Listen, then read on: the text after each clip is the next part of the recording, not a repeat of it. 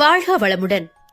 Hi சகோஸ், இதயம் மீட்டும் மெல்லிசை போல உங்கள் மனதை மயக்கப் போகும் எழுத்தாளர் தீபா பாபு அவர்களின் கற்பனை சிதறல்களுக்குள் நம் பயணத்தை தொடங்கலாமா?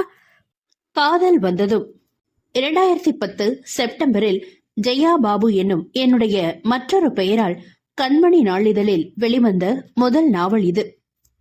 தலைப்பிற்கேற்ற கதை கருதான். நாயகியை பார்த்த நொடி முதலாக அவள் மேல் நம்பிக்கையற்று தன் வசதிக்கு அவளை ஆட்டிப்படைக்கும் நாயகன் அவள் மீது காதல் வந்ததும் எப்படி தலைகளாக மாறி அவளிடம் தானும் சரணடைந்து அவளையும் தன்னை உணர வைத்து காதலை ஏற்க வைக்கிறான் என்பதே கதை. கண்மணியால் மிகுந்த தன்னம்பிக்கை ஊட்டும் நாவல் என பாராட்டு பெற்றது. அப்போதைய மெச்சூரிட்டிக்கு ஏத்த மாதிரிதான் கதை இருக்கும். பெருசா லாஜிக் எதிர்பார்க்காதீங்க மக்களே. அத்தியாயம் 1. கௌசல்யா சுப்ரஜா ராமபூர்வா சந்தியா பிரவர்த்துதே என்று தொலைவில் ஒரு கோவிலில் சுப்ரபாதம் ஒலிக்க காலை பொழுது இனிதாக புலர்ந்து கொண்டிருந்தது. கொக்கோ என வினயாவின் செல்போன் கோழி கூவியதில் அவள் மெல்ல கண் திறந்து நேரம் பார்க்க அதிகாலை 4:30. அலாரத்தை அணைத்துவிட்டு எழுந்து முகம் கழுவி பல் தேய்த்துவிட்டு அறையிலிருந்து வெளியே வந்தாள். வினயா அழகான லட்சணமான 21 வயது இளம் பெண். பொறியியல் கல்லூரியில் இறுதியாண்டு படிக்கின்ற அவளுக்கு அன்றுதான் இறுதி தேர்வுகள் தொடங்குகிறது. அப்பா ராஜ்குமாருக்கும் அம்மா ரஞ்சனிக்கும் ஒரே செல்ல பெண். சமையலறையில் லைட் எரியவும் அம்மா எழுந்து விட்டார்கள் போலிருக்கு என்று நினைத்தவளாக ஓசைப்படாமல் சென்று பின்னாலிருந்து கட்டிக்கொண்டு குட் மார்னிங் மா என்றாள். குட் மார்னிங் என புன்னகையுடன் அவள் தலையில் முட்டிய ரஞ்சனி, ஹாலிக் சரவாடா என கேட்டார். தாங்கம்மா, சூடா என செல்லம் கொஞ்சியவளிடம், எக்ஸாமுக்கு நல்லா ப்ரிப்பேர் பண்ணிட்டியா? நைட்டு லேட்டா படுத்த, உடம்புக்கு தேவையான ரெஸ்ட் கொடு, அப்பதான் மைண்டு ஃப்ரெஷ்கா இருந்து எக்ஸாம்ல நல்ல அவுட்புட் கொடுக்க முடியும் என்று அறிவுறுத்தினார். ஷூ டோன்ட் வரிமா, அதெல்லாம் நான் பாத்துக்கிறேன். என்னோட பெஸ்ட் கொடுக்க கண்டிப்பா ட்ரை பண்ணுவேன். சரி கொடுங்க, நான் ஒரு குவிக் ரிவைஸ் பண்ணணும் என ஹார்லிக்ஸை வாங்கி கொண்டு அறைக்கு சென்றாள் வினயா. முக்கியமான குறிப்புகளில் விரைவாக பார்வையை ஓட்டிக் கொண்டிருந்தவளை, முதல் மழை என்னை நினைத்ததே என கைபேசி ஒலி எழுப்பி கலைக்கவும் பார்வையை அதன் மீது ஓட்டினாள். சுபா, வினயாவின் நெருங்கிய தோழி. ஹாய், குட் மார்னிங் உற்சாகமாக கூவியவளிடம், குட் மார்னிங். என்ன மேடம், வழக்கம் போல நேரமா எழுந்து புக்ல இருக்கிறதெல்லாம் கரைச்சு குடிச்சிட்டு இருக்கியா என கிண்டலாக வினவினாள் சுபா. ஓய், என்ன கிண்டலா? உத வாங்கிப்ப. என்னமோ நீ மட்டும் படிக்காதவனு பேசுற. எப்ப என்ன ஓவர்டேக் பண்ணலான்னு காத்துட்டு இருக்கவ, என்ன சொல்லக்கூடாது. Okay okay, cool cool. அப்புறம் எத்தனை மணி காலேஜ் வருவ? ஷார்ப்பா 9 மணிக்கெல்லாம் வந்துடுவேன். நீயும் கரெக்டா வந்துடு. டைம் பார்க்காம படிச்சுக்கிட்டே லேட் பண்ணிடாத. சரிடிமா, கரெக்டா வந்துடுற என சுபா இணைப்பை துண்டித்தாள். அதன் பிறகுதான் தயாரான வினயா பூஜை அறையில் சென்று விளக்கேற்றி தன் வழக்கமாக சொல்லும் சில ஸ்லோகங்களை அவசர கதியில் சொல்லி முடித்து வரவேற்பறை வந்தாள். அப்பா, என்னம்மா ரெடியா என்றார். ஆப்பா, ஒரு 15 மினிட்ஸ்ல கிளம்பலாம். சரி சரி, 2 பேரும் முதல்ல சாப்பிடுவாங்க, அப்புறம் லேட் ஆகுதுன்னு அவசர அவசரமா அரைகுறையா சாப்பிட்டு ஓடிடுவீங்க.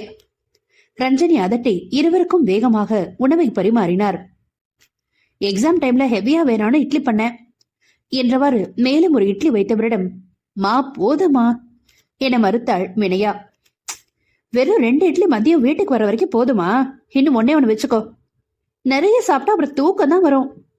இட்லிக்கு பசிதான் எடுக்கும், தூக்கம் வராது என்னை முறைத்தவரிடம் உதட்டை சுழித்து விட்டு அவள் சாப்பிட மகளை ரசித்தார் ராஜ்குமார்.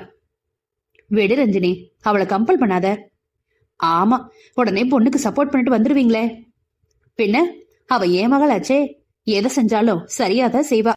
பெருமை பேசுபவரை கேலியாக பார்த்தவர், உங்க தற்பெருமையெல்லாம் ஒரு பக்கம் இருக்கட்டும், அவ சாப்பிட்டுட்டு எழுந்து போயிட்டா பாருங்க, நீங்க இன்னும் பாதி கூட முடிக்கல, நேரம் ஆகுதுன்னு வந்து குதிக்க போறா என்று மகள் சென்ற திசையை கண் காண்பித்தார். ஓ, இதோ 2 நிமிஷத்துல முடிச்சிடுற என்று வேகமாக உணவை விழுங்கினார் ராஜ்குமார். பெற்றவர்களின் ஆசீர்வாதத்தையும் வாழ்த்துக்களையும் பெற்றுக்கொண்டு கல்லூரி கிளம்பினாள் வினயா. ஓகேப்பா, நீங்க கிளம்புங்க, நான் மதியம் சுபா கூட பஸ்ல வீட்டுக்கு போயிடுவேன். சரிம்மா, பாத்துக்கோ. எக்ஸாம் எழுதிட்டு எப்படி பண்ணேன்னு ஒரு போன் பண்ணி சொல்லிடு. ரொம்ப லேட் ஆயிடுச்சுன்னா அம்மாவுக்கு தகவல் சொல்லிட்டு கேன்டீன்ல லைட்டா சாப்பிட்டுட்டு கிளம்பு, சரியா? டேக் கேர், பாய் என வண்டியை கிளப்பினார். அப்பாவை அனுப்பிவிட்டு திரும்பினால் அப்பொழுதுதான் சுபாவும் உள்ளே வந்து கொண்டிருந்தாள்.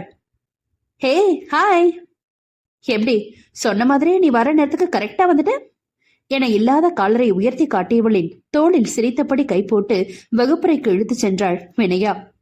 நாட்காட்டியில் 2 வாரங்கள் கிழிக்கப்பட்டிருக்க அன்றுதான் நாயகிக்கு இறுதி தேர்வு நாள். எக்ஸாம் டைம் முடிந்து ஹாலில் இருந்து ஒவ்வொருவராக வெளிவரத் தொடங்கினர். சிறிது நேரத்துக்கெல்லாம் அந்த கல்லூரி வளாகம் முழுவதும் சலசலவென்று ஒரே சத்தமாக இருந்தது. வினயா, சுபா, ஆனந்தி, உதயா ஆகிய 4 தோழிகளும் ஒரு மரத்தடியில் குழுமினர். ஆனந்தி, அப்பாடா, ஒரு வழியா எக்ஸாம்ஸ் எல்லாம் முடிஞ்சது, இனி புக்ஸ் எல்லாம் மூட்டை கட்டி தூக்கி போட்டுட்டு ஜாலியா இருக்கலாம் என குதூகலித்தாள். உதயாவோ, ஆமாப்பா, இனி எங்க வீட்டுல மேல ஏதாவது படிக்க சொன்னா இந்த ஜென்மத்துக்கு இந்த ஒரு டிகிரி போதுண்டா சாமின்னு கையெடுத்து கும்பிட போறேன் என அழுத்து கொண்டவள் வினயா சுபாவிடம் திரும்பி, என்ன படிப்புல சூற புலிகளா, 2 பேரும் அமைதியா இருக்கீங்க, அடுத்து என்ன செய்ய போறீங்க என்று கேலியாக தோழிகளை விசாரித்தாள்.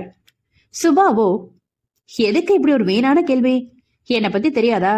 என் அத்தா பையன் ஜெகன், அத்தானோட தான் எனக்கு மேரேஜ்னு முடிவாயிடுச்சு. அநேகமா அடுத்த வருஷம் இருக்கலாம். அதனால எங்க அப்பா அம்மா நீ மேல வேற எதுவும் படிக்க வேணாம், ஒழுங்கா சமையல் கத்துக்கோன்னு சொல்லிட்டாங்க. எவ்வளவோ பெண்கள் முன்னேற்றம் வந்துட்டாலும் இன்னமும் எங்க வீடு மாதிரி ஆளுங்களும் இருக்கத்தான் செய்யறாங்க. கல்யாணத்துக்கு அப்புறம் வேலைக்கு போறத அத்தை வீட்டுல கலந்து பேசி முடிவு பண்ணிக்கிறதான். சோ இப்போதைக்கு ஹவுஸ் அரெஸ்ட் தான் என பெருமூச்சு விட்டாள். அனைவரும் அடுத்து வினயாவை பார்க்க, என் கதை எப்படிலாம் இல்லப்பா, என் அப்பா ஒரு பிரைவேட் கம்பெனில தான் இருக்காரு. அம்மா ஆசைப்பட்டாங்கன்னு கடன் வாங்கியும் இருந்த சேவிங்ஸ போட்டும் வீட்டை கட்டிட்டாரு. என்னையும் எப்படியோ ஆசைப்படி நல்லா படிக்க வச்சிட்டாரு. இதுக்கு மேலேயும் அவங்களை தொந்தரவு செய்ய நான் விரும்பல.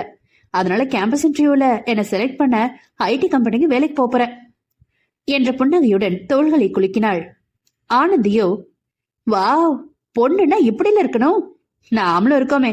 ஆனா வினயா, நீ பேச பேச அப்படியே என் உடம்பெல்லாம் புல்லரிச்சு போயிடுச்சு பாரு என்று தன் கைகளை காட்டி அவளை சீண்டினாள். பொண்ண என்று வினயா அவளை அடிக்க, ஹே சரி சரி போதும், இப்ப நம்ம ப்ரோக்ராம் என்ன என்று கேட்டாள் சுபா.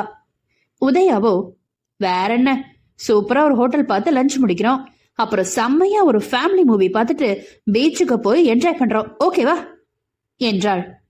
சுபாவோ, எல்லாம் சொன்ன மாதிரி ஓகே, ஆனா சினிமாவில்தான் சொதப்பல். ஏதாவது காமெடி இல்லனா ஹிந்தி மூவி போலாம். நம்மளால எல்லாம் சென்டிமெண்டா ஃபீல் பண்ணிட்டு இருக்க முடியாது. நம்ம காலேஜோட கடைசி நாள், நல்ல ஜாலியா என்ஜாய் பண்ணணும். நீங்க என்ன சொல்றீங்க என்று மற்றவரின் அபிப்பிராயம் விசாரித்தாள். டன் என்று வினயாவும் ஆனந்தியும் கோரசாய் கத்தினார்கள். நட்புகள் எல்லாரும் நம்ம சேனலை மறக்காம சப்ஸ்கிரைப் பண்ணுங்க. கதையை கேளுங்க, லைக் பண்ணுங்க, கமெண்ட் பண்ணுங்க, பிடிச்சவங்க ஷேர் பண்ணுங்க. நன்றி.